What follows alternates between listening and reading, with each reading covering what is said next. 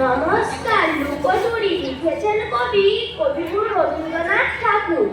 আমি যদি দুষ্টুমি করে চাঁপার গাছে চাঁপা হয়ে ফুটি, ভোরের বেলা মাগো ডালের পরে অতি পাতাই করি লুটোপুটি, তবে তুমি আমার কাছে হারো, তখন কি মা চিনতে আমায় পারো?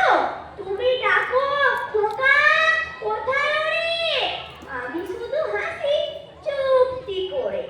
যখন তুমি থাকবে যে কাজ নিয়ে, সবই আমি দেখব নয়ন মেলে। স্নানটি করে চাপার তোলা দিয়ে আসবে তুমি পিঠেতে চুল ফেলে।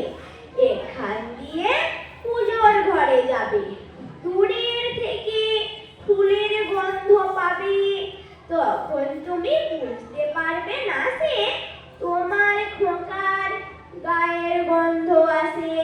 দুপুর বেলা মহাভারত হাতে বসবে তুমি সবার খাওয়া হলে, গাছের ছায়া ঘরের জানালাতে পড়বে এসে তোমার পিঠে কোলে।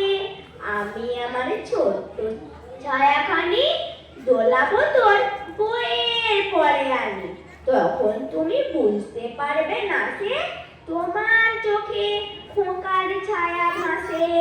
সন্ধে বেলা প্রদীপ খানি জেলে যখন তুমি যাবে গোয়াল ঘরে, তখন আমি ফুলের খেলা খেলে টুক করে মা করবো মুড়িয়ে ঝরে। আবার আমি তোমার খোকা হব, গল্প বলো তোমায় গিয়ে কব। তুমি বলবে দুষ্টু ছিলি কোথা, আমি বলবো না সে কথা।